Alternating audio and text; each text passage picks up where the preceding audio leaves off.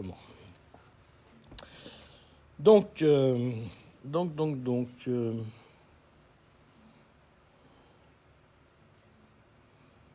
pourquoi il a pas chopé mon truc, ça? C'est ça que je comprends pas, là, il me l'a... Donc, nous, on a un circuit donc, qui est toujours le même. On a ici... Non, maintenant, c'est mon truc qui chope plus le... Il chope plus le crayon. Voilà, c'est bon, il l'a. Donc, mon système est toujours le même. J'ai ici mon générateur. J'ai ici une résistance. Puis j'ai ici une capa. Et je boucle comme ça. Et je m'intéresse au courant I. Ici. Et puis, ce que je vais faire, c'est que tout à coup, je ferme la boucle E. Donc, je remets la tension E à 0 d'un coup. Alors, ce qui se passe, c'est que, évidemment, à t égale l'infini, alors on avait la même chose que tout à l'heure, c'est-à-dire que à t égale 0, d'accord, on a UC égale UR est égal à la tension qu'on avait, alors est égal à une tension différente de 0, hein, d'accord, c'est-à-dire que j'ai quand même la continuité de la tension, et puis j'ai I qui est égal à I0, une courant qui est continue. Alors, maintenant, ce qui va se passer, c'est que l'équation me dit simplement que si je fais la somme du courant, d'accord, donc je vais le dessiner comme ça.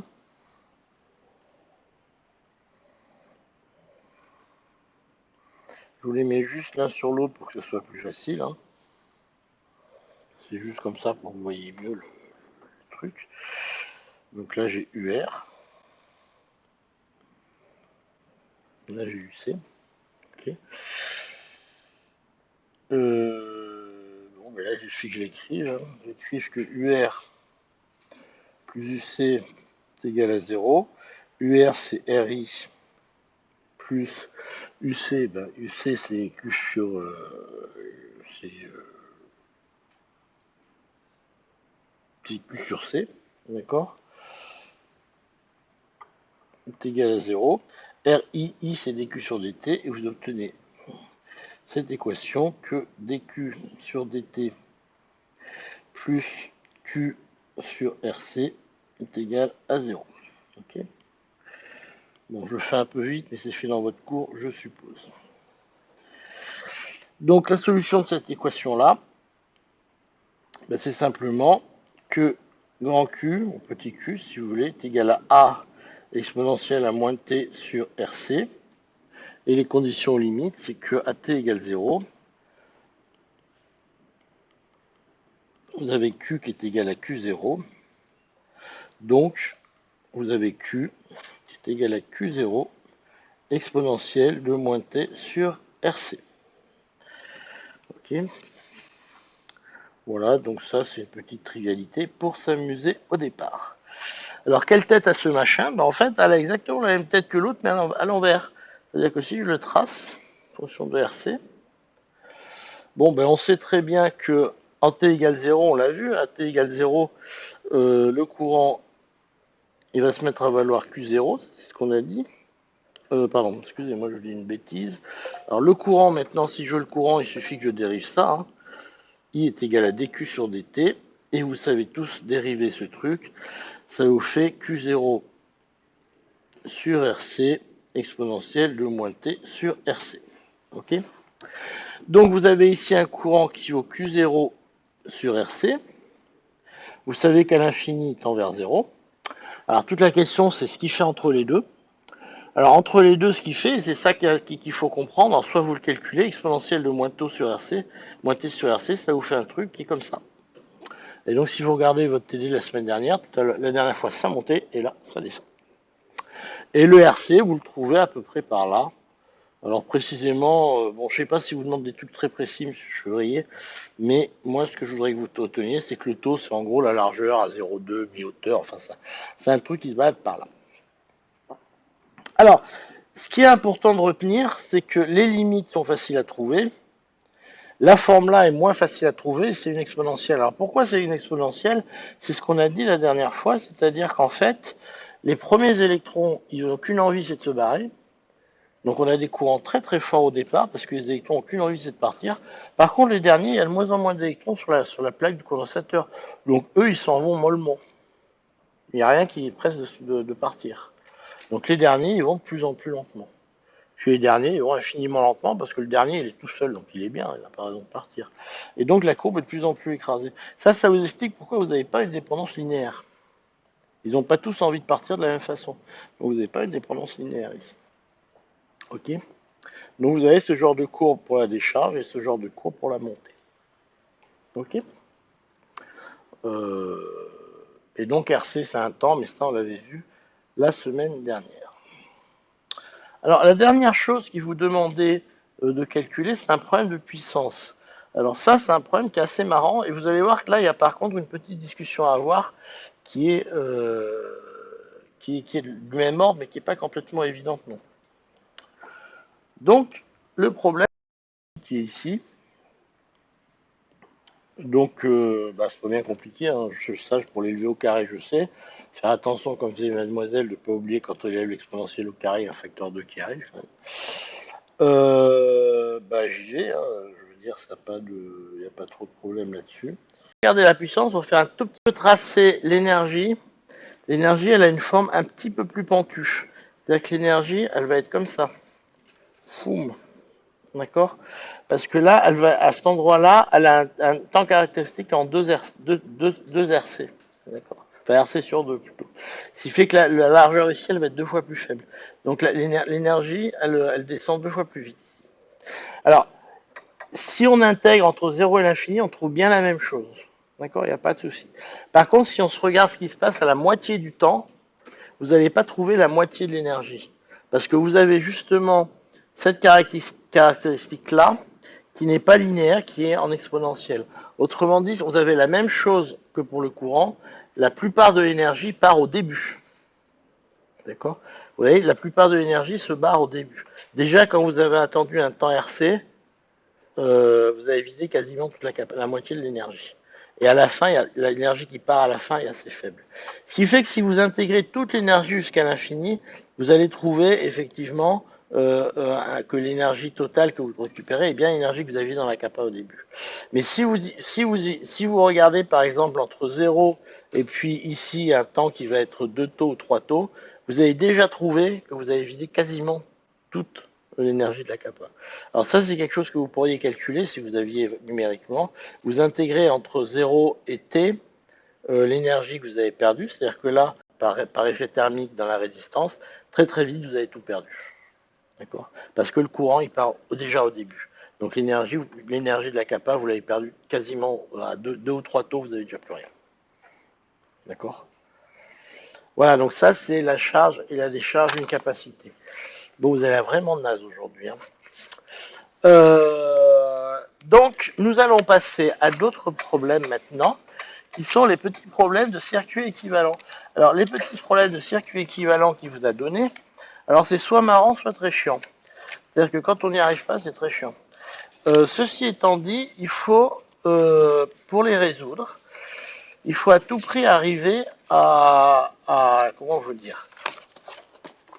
Alors, j'allais dire à avoir le coup d'œil. Ça ne veut rien dire ce que je dis là, parce que comment a-t-on le coup d'œil en faisant? Il faut arriver à redessiner les éléments en les déplaçant le long des fils. Parce que souvent, en partant uniquement en regardant le schéma tel qu'il vous est proposé, vous n'arrivez pas à voir comment on peut simplifier le schéma. Donc je vous rappelle qu'un schéma, vous avez le droit toujours de le bouger autant que vous voulez, tant que vous ne coupez pas des fils. D'accord? Donc ce que je vous conseille de faire, ce que je fais moi, c'est que je vais chercher les résistances équivalentes et je refais un dessin chaque fois que j'ai regroupé deux résistances. D'accord? Donc sur mon dessin, il y a de moins en moins de résistances. Ok. Donc nous allons de la puissance.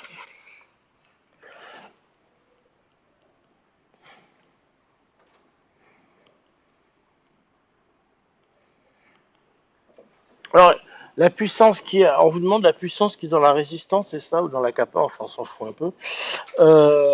C'est quoi exactement? C'est dans la résistance ou dans la kappa que je demande? Dans la résistance. Donc, vous savez que la puissance qui est dissipée dans une résistance, ça vous le connaissez par cœur, bah, c'est essentiellement R carré, d'accord? Ou c'est UI si vous voulez, d'accord? La puissance c'est P égale UI.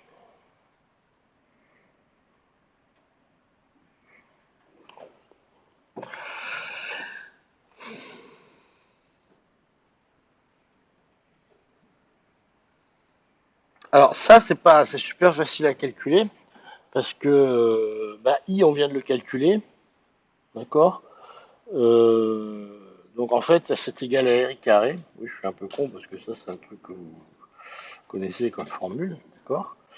Donc maintenant j'ai calculé I, hein, maintenant donc ça me fait que P est égal à R fois Q0 sur RC au carré fois exponentielle de moins 2t sur RC. Et puis je crois que c'est bon. Est-ce que vous avez trouvé ça pour ceux qui l'ont fait ou est-ce que je me suis planté quelque part? Q0 sur RC. Alors on peut vérifier les dimensions hein, parce que Q0 sur RC c'est une charge sur un temps, donc ça c'est bien des ampères. Ça c'est bien des ampères au carré, donc R fois des ampères au carré c'est bien l'énergie et ça c'est sans dimension. Dimensionnellement c'est juste en tout cas. Ça me paraît sympathique.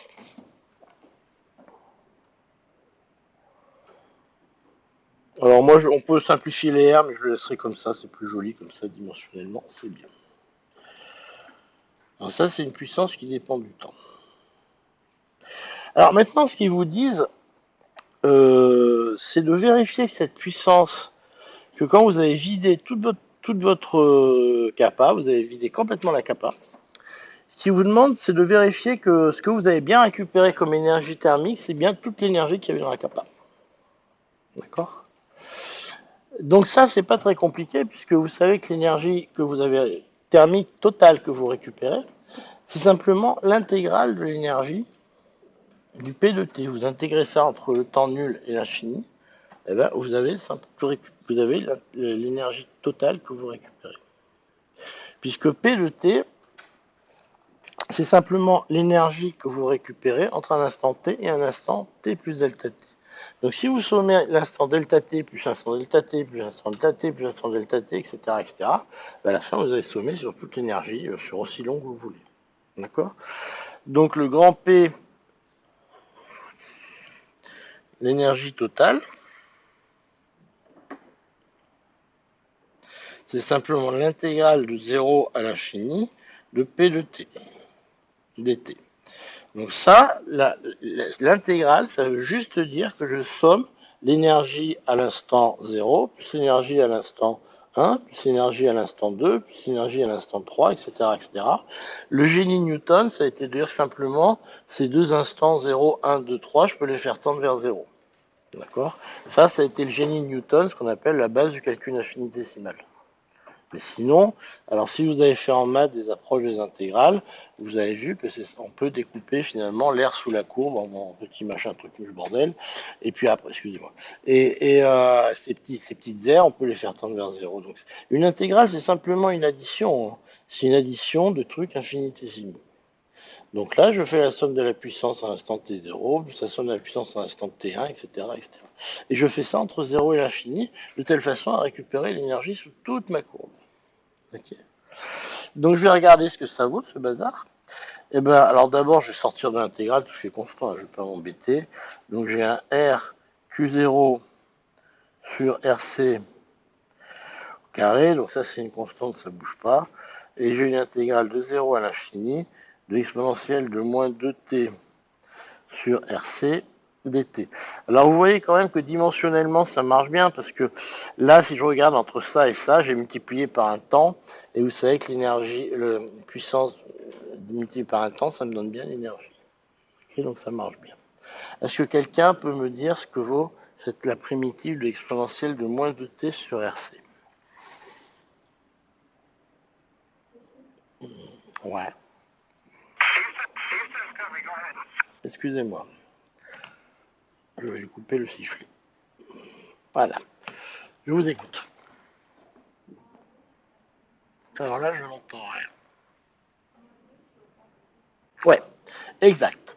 Donc, vous obtenez la chose suivante. La prochaine fois, on laissera répondre les autres parce que vous avez l'impression que vous connaissez beaucoup de choses. Ce dont je vous félicite, hein, je veux dire, c'est pas pour vous brimer. Au carré, et vous obtenez ici, alors, un moins 2 sur RC, non, RC sur 2, pardon, exponentielle de moins T sur moins 2T, pardon.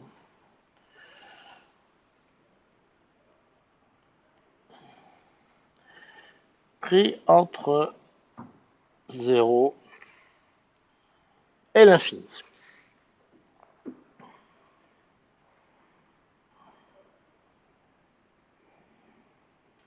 Donc, tant qu'à faire, on va déjà simplifier un petit peu des choses.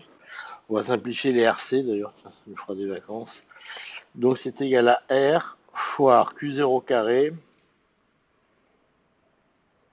fois RC, d'accord, fois RC sur 2. Puis comme il y a un moins, bon, on verra ce que ça fait, exponentielle de moins 2t sur RC, pris entre l'infini et 0. Surveillez un peu ce que je fais, hein, parce que des fois je vais faire des bêtises, mais là vous avez l'air tellement dormi. Mais là je pense que je suis bon, là je maîtrise. Voilà. Alors, ce truc-là, ça vaut quoi?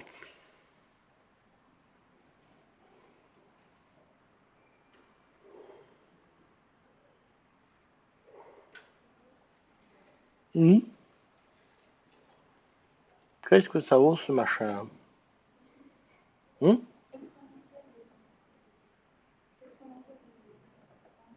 Exponentielle de 0, ça fait 1. Et exponentielle de moins l'infini, ça vaut 0. Donc tout ce joli truc, ça vaut simplement R fois Q0 carré fois RC sur 2. Bon, on va peut-être faire ça un peu plus joliment quand même, parce qu'on doit pouvoir l'écrire bien, ça. Comment on peut l'écrire plus joliment? euh,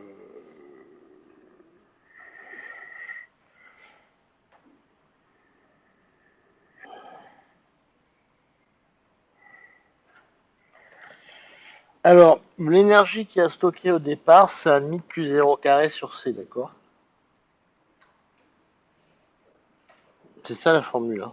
Oh, oh, mademoiselle qui est tout au fond, l'énergie dans une capa, c'est quoi? Vous savez pas? Vous savez? Non plus? Vous savez là? Non plus? Vous là-bas, vous savez? Vous savez pas. Vous devant?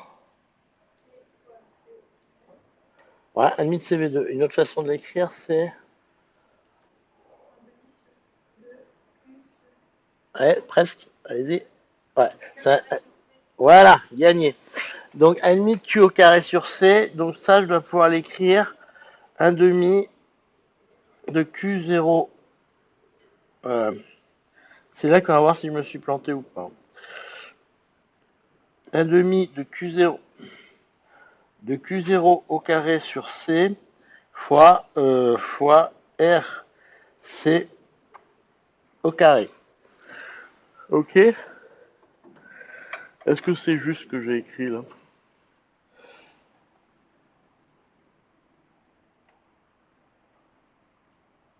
Et là, j'ai RC au carré en trop.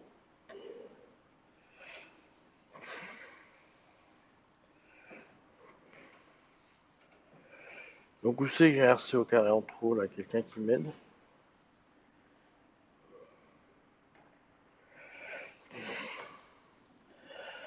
Où c'est que j'ai RC au carré en trop?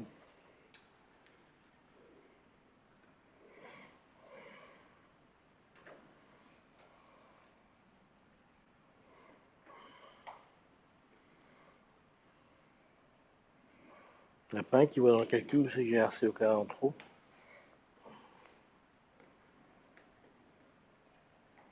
Ah si, celui-là, il disparaît à cette ligne-là. Allô? Celui-là, il disparaît à cette ligne-là. Donc là, j'ai un sur RC carré. Et donc, ça me fait bien un demi de Q0 carré sur C. Putain, si je compte sur vous, je suis mal barré. Hein. Bon, 1,5 de Q0 carré sur C, vous voyez que c'est bien l'énergie qui au départ est dans ma capacité. Donc quand je vide ma capacité, quand j'intègre l'énergie thermique qui est dissipée dans ma résistance pendant la décharge de ma capacité, je m'aperçois que l'énergie thermique dissipée dans ma résistance entre T égale 0 et T égale l'infini, c'est bien l'énergie qui était stockée dans ma résistance, dans ma capacité au départ. Toute l'énergie stockée dans ma capacité est dissipée dans mes résistances sous forme de chaleur. Alors là où je disais qu'il faut faire attention, c'est que de même que pour l'énergie, alors si on fait attention, c'est que ça a une forme un petit peu différente parce que là j'ai un facteur 2. Ok. Donc si, au lieu d'intégrer entre 0 et l'infini, vous intégrez entre 0 et t et vous tracez ça. Et vous verrez qu'en fait l'énergie perdue par la qui est le. Et alors là vous allez voir que ce genre de le TD numéro 3, il s'appelle numéro 2 sur sa feuille. Et nous allons commencer par l'exercice A.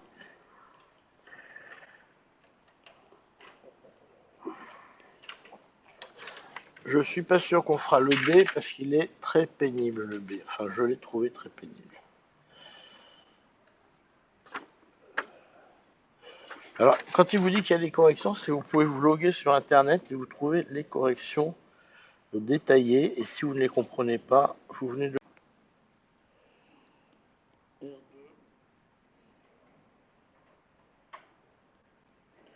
vous le remplacez par R équivalent. J'ai R équivalent qui est égal à R1 plus R2. Et quand j'ai ça,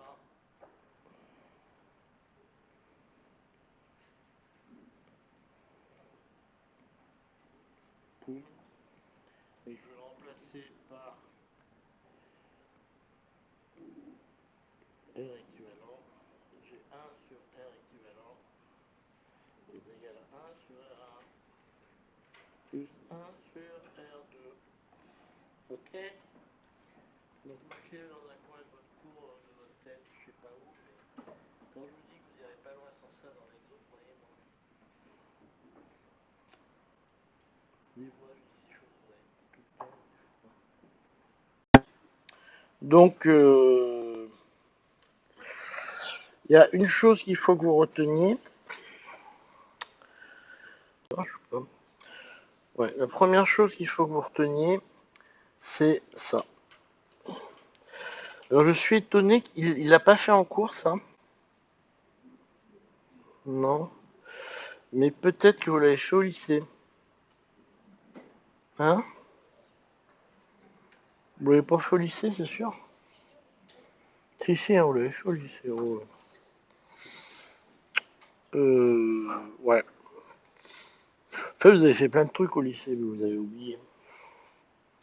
Non? Alors, on va quand même regarder le but de la manœuvre à un moment, parce que. Alors, on va s'occuper du courant. I1, d'accord? On va oublier parce que c'est dur de faire I1 et I5 en même temps dans ce merdier. Donc on va s'occuper de I1. Donc je vais faire un petit dessin en espérant qu'il soit pas trop merde. Oh non! Bon, calme-toi, c'est bien. Tu te tais, c'est bon. Alors, on a ici R1.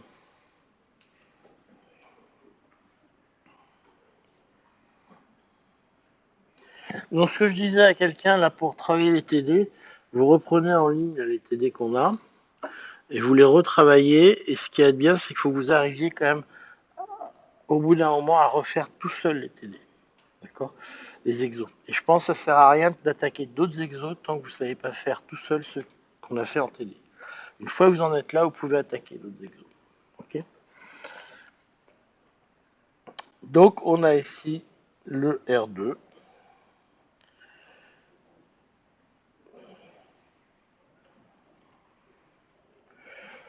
On a ici R3.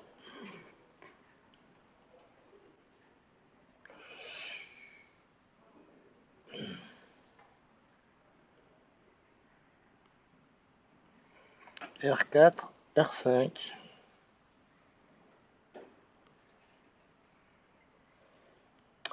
Et puis on ferme le circuit comme ça,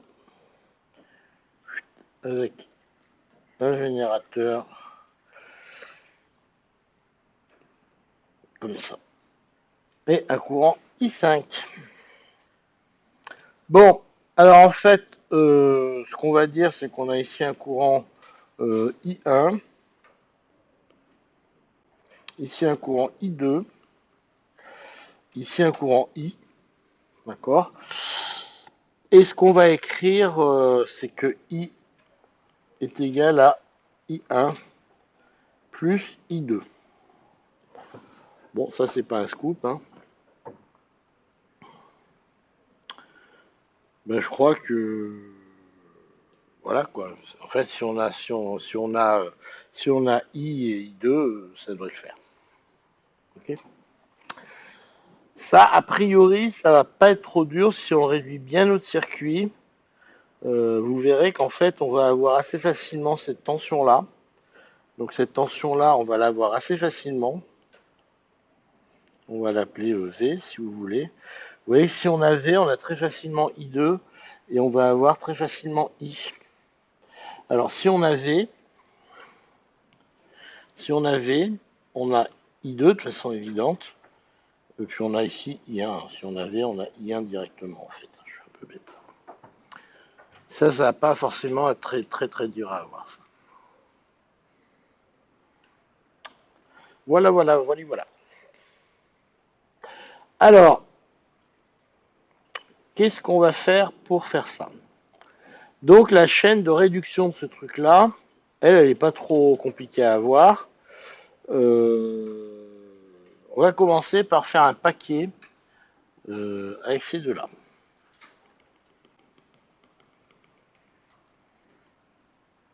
Alors, il y a des gens qui m'ont suggéré de déplacer la résistance R4. Alors là, je dis attention, parce que vous avez quand même pas, vous avez le droit de bouger vos éléments, mais j'ai dit sans déformer le circuit.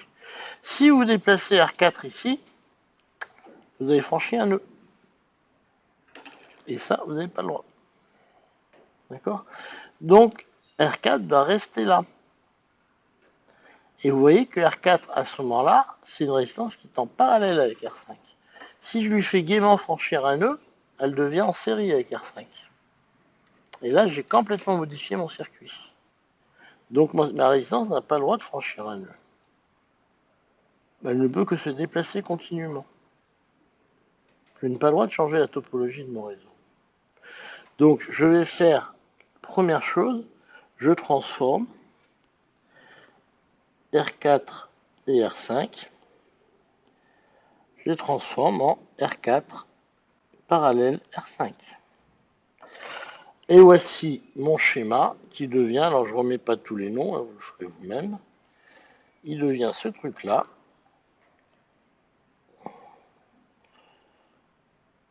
Mais tais-toi, alors c'est ça. C'est chaque fois que je suis en cours que tout le monde appelle. C'est chiant. Hein.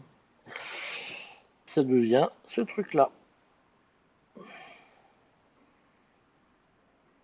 Et là maintenant j'ai R4 parallèle R5.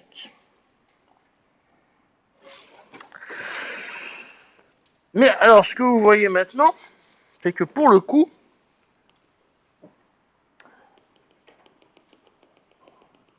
celles-ci elles sont bien en série. Ok? Ça vous paraît clair? Et donc comme celles-ci sont en série, ben je vais pouvoir quand même leur faire quelque chose. Et donc ce que je vais faire, c'est que dans le point B, je vais prendre R3 et R4 parallèle R5 et j'en fais R3 plus R4 parallèle R5. Donc vous voyez au passage que cette notation elle permet d'avoir un truc assez compact et d'éviter d'avoir des fractions de partout.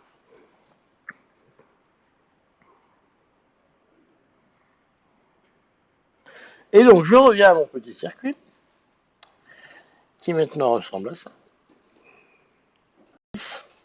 On va remplacer le R équivalent par ce qu'il vaut, parce que je vous rappelle que R équivalent est là.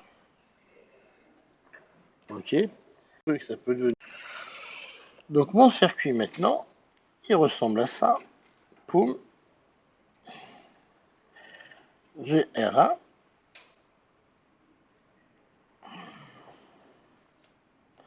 J'ai R2.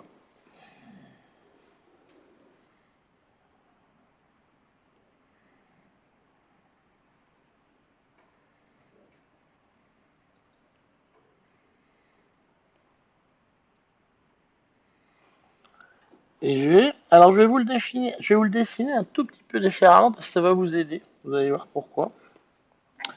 Je pense que ça va vous aider. J'espère que ça va vous aider. Regardez, je vais vous le dessiner comme ça.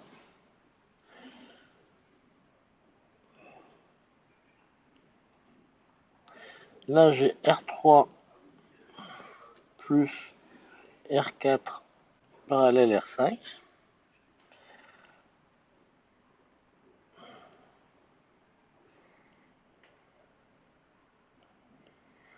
Et là, j'ai E. Voilà, à la fin, mon signal, c'est ça.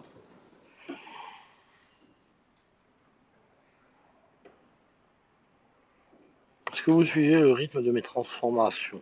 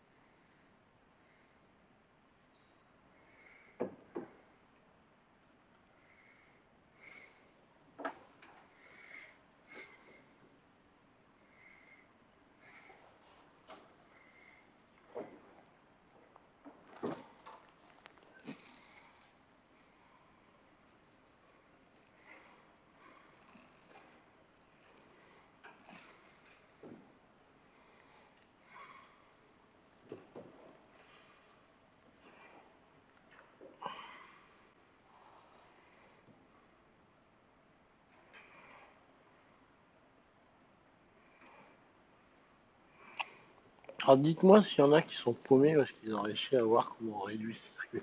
Alors encore une fois, c'est dans le dessin, il suffit de dessiner, hein. C'est pas la peine de faire des calculs abstraits. Madame? Oui, je vous écoute.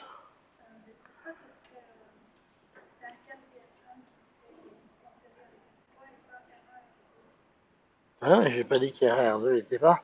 Ce que je dis, c'est que je choisis de faire ça parce que ce qui m'intéresse, c'est le courant I1. Donc je pense, alors là, faut du nez, je pense, le flair me dit que c'est plus intéressant de réduire à partir de la droite qu'à partir de la gauche. Hmm. On aurait pu faire l'inverse. Si je cherche I5, je partirai de la gauche. C'est pour ça qu'on vous demande de trouver I5. C'est un exercice que je vous laisse faire. Pour trouver I5, vous faites la même chose en partant de la gauche. D'accord?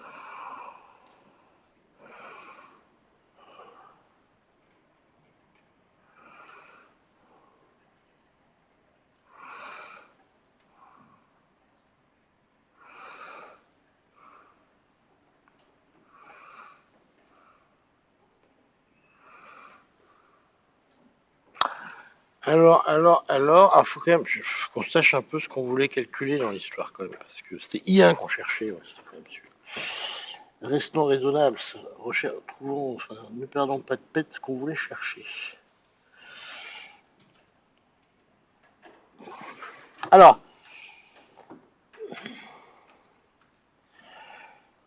maintenant, il faut qu'on réfléchisse un poil.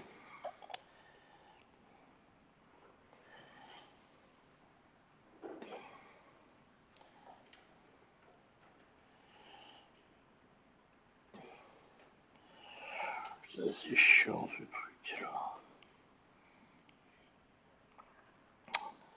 Donc maintenant, je vous pose la question.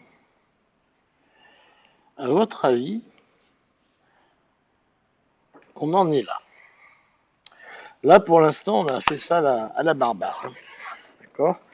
Remarquez, l'avantage de faire ça à la barbare, c'est que comme on écrit que des choses qui sont justes, hein, la distancielle et la distance en parallèle, on a peu de chances de se tromper. Maintenant, je cherche I et I1. À votre avis, alors je vais marquer I2 aussi, ça vous aidera dans votre réflexion. Ici, c'est I2. Vous voyez, quand je vous demande de faire des gros dessins, le mien est tout pourri parce qu'il est tout petit. Donc, je vais vous le faire en gros, afin qu'on puisse réfléchir correctement dessus. Parce que là, il est tout pourri, mon dessin.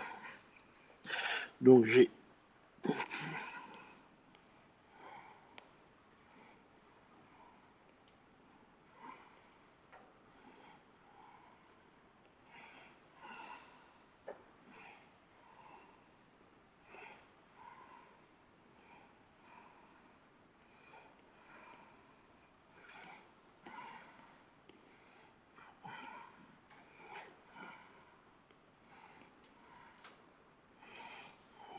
le je l'appeler équivalent, c'est ça.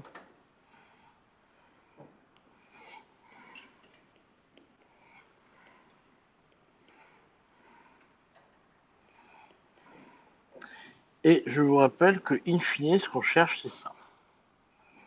D'accord. Alors maintenant, et on a E qu'on connaît aussi, c'est ça. Et on a E et R. Donc. Sachant qu'on connaît donc E, R, enfin tout ce bazar là, est-ce que quelqu'un a une idée de comment je vais pouvoir sortir I1 de ce beau bazar?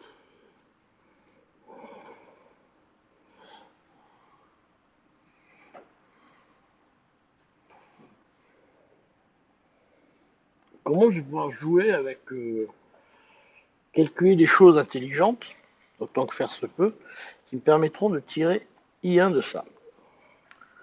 Allez, je vous laisse réfléchir et on avancera quand quelqu'un aura une idée. Alors, je leur laisse 10 minutes avant de vous donner la parole. 5 minutes, d'accord? Vous attendez 5 minutes.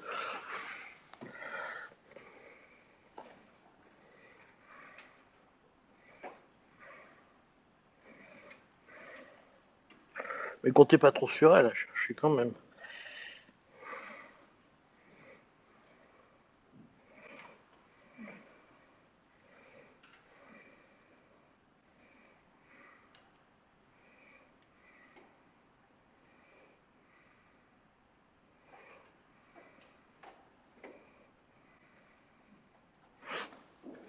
Alors, à ma gauche, une idée. Au milieu. Ouais.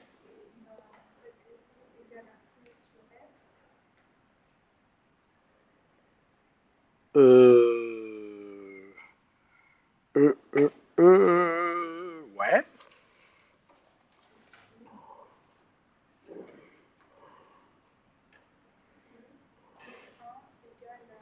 Alors, est-ce que c'est complètement vrai ce que vous me dites? Alors, la- on va faire la question un tout petit peu différemment. Qu'est-ce qu'il faut que je connaisse qui me sauverait pour connaître rien?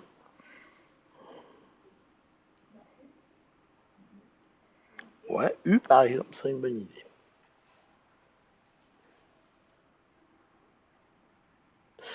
Est-ce que j'ai une façon extrêmement simple de connaître U?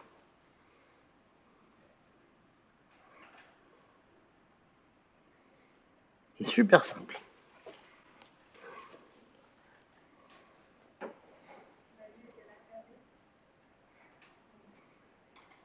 Ça, c'est vrai, mais quel R je mets là-dedans?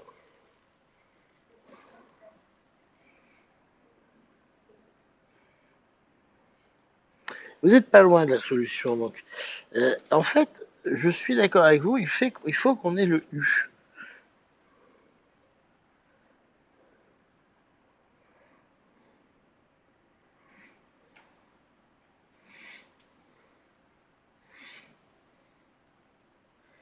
Alors, je vais vous suggérer un petit dessin.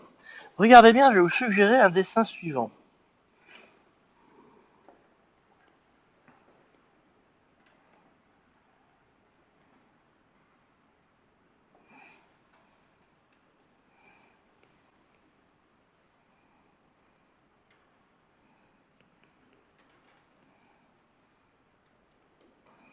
Est-ce que dans ce cas-là, vous seriez capable de me calculer le U? Hmm. Est-ce que là, vous sauriez me calculer le U? Hmm. Non. Alors, ce qu'on va faire un petit exercice, c'est que tout le monde essaye de me calculer U dans ce schéma-là. D'accord? Juste ça. D'accord? Moi, je vais voir mademoiselle pour voir sa solution qu'elle a trouvée. D'accord? Alors, comment avez-vous trouvé pour faire ça? Euh... Ouais, oui, I, dans quel I? Hmm. Hmm. Ça, je suis d'accord. Hmm. Hmm. I est égal à anti-moins I2, je suis d'accord. Et après c'est grand I le problème, il vaut quoi grand I? Et c'est là où j'en reviens à la question que j'aurais posée. Alors, la question de droite, ça vous devriez tous être capables de me répondre à cette question.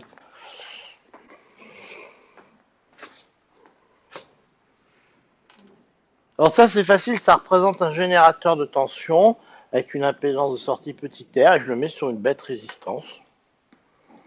D'accord, que une résistance R. Que vaut la tension? Que vaut le courant?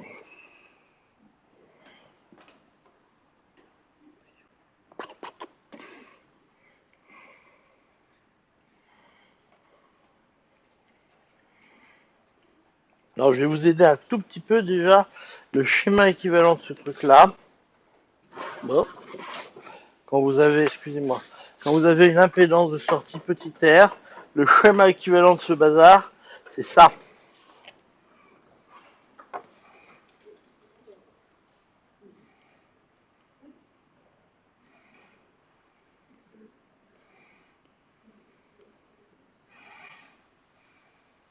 Avec un générateur parfait et une résistance petit r.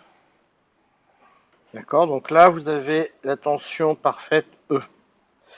Voilà. Calculez-moi U en fonction de quoi, et I. Donc que vaut U, que vaut I.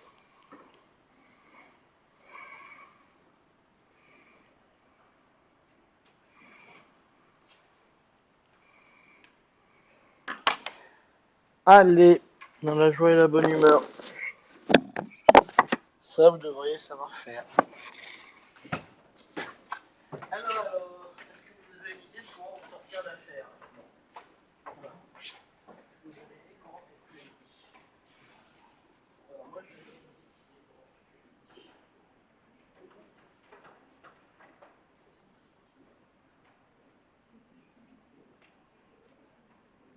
ouais.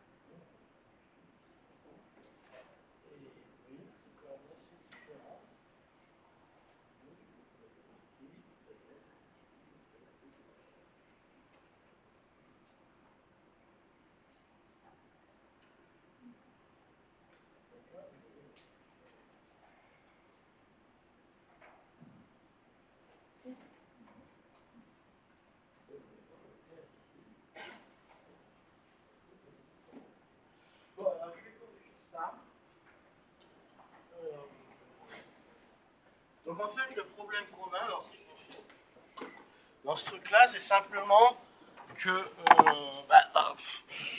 c'est quoi qu'on cherche? C'est IA déjà? C'est ça, hein.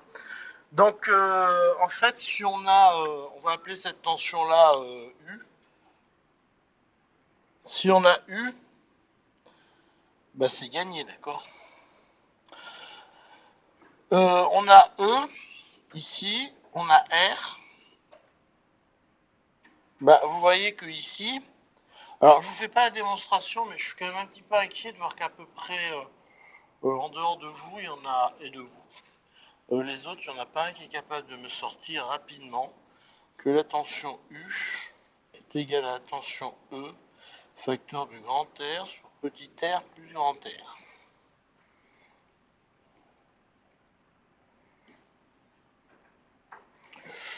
Bon là ça m'inquiète un petit peu quand même parce que c'est une application de la loi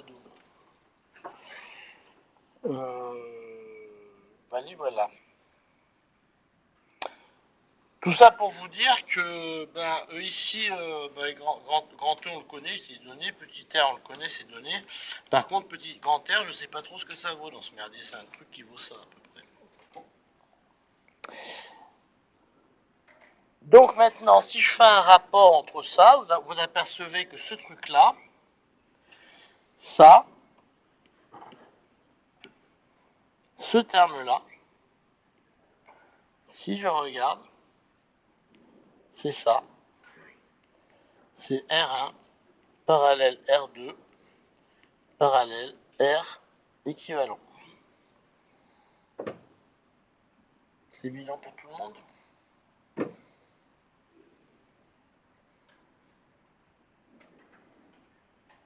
Donc finalement, ouais, c'est la résistance interne du générateur. Donc un générateur de tension, ça se modélise comme ça, avec une force électromotrice. Attends, il faut que j'enregistre, vous allez comprendre. Donc vous avez une force électromotrice, et puis vous avez une résistance interne qui est petite. Alors ce que vous voyez ici, bon c'est pas le sujet du TD, mais ce que vous voyez ici, c'est que tant que petit r est petit devant grand R, vous avez la tension ici qui est de l'ordre de la force électromotrice. D'accord? C'est pour ça qu'on dit toujours qu'il faut brancher une impédance qui est grande devant l'impédance de sortie d'un générateur. Bon ben voilà, donc on sait que là, vu qu'on connaît maintenant l'impédance qui est vue par le générateur, ben on sait la tension qui est là. Si on sait la tension qui est là, on connaît le courant on connaît la tension. Si on connaît la tension, ben on connaît l'IA. D'accord? Ben, on va l'écrire, hein. Je crois qu'il faut y aller, hein. Des moments dans la vie, il faut se foutre à l'eau. Donc la réponse, c'est I1 est égal à U sur R1, et U c'est égal à E fois 1 sur R1 fois R1 parallèle R2 parallèle R équivalent sur petit r plus R1 parallèle R2 parallèle R équivalent. Et alors là, la maison de reculant devant aucun sacrifice, c'est horrible, parce que si je remplace, vous trouvez que I1 est égal à E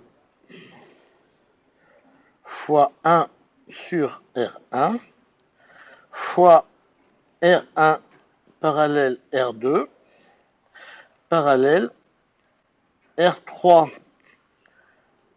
plus R4 parallèle R5 divisé par petit r plus R1 parallèle R2 parallèle R3 plus R4 parallèle R5. Ok? Et là, on est arrivé au bout de nos peines. Et alors là, moi, ce que je proposerais bien dans un coin, c'est de définir ici R1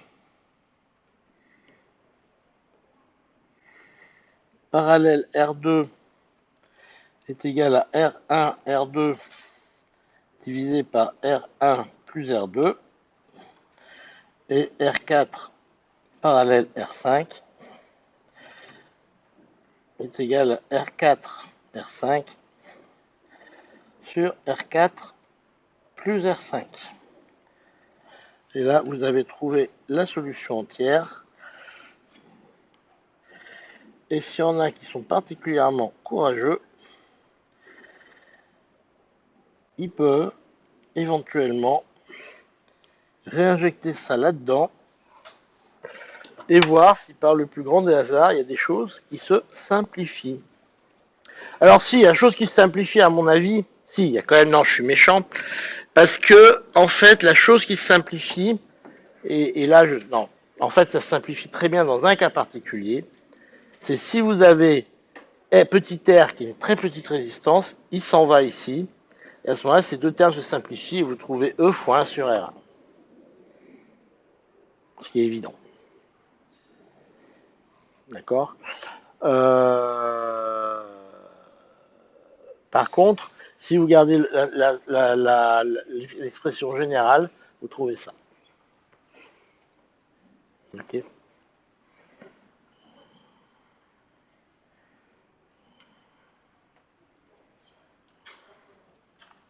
Bon voilà, c'était le petit tour de force de la matinée. Que du bonheur. Hein, on fait un peu de temps en temps, ça fait du bien. Alors l'exercice B, je vous le conseille pas parce que plus pénible, il n'y a pas.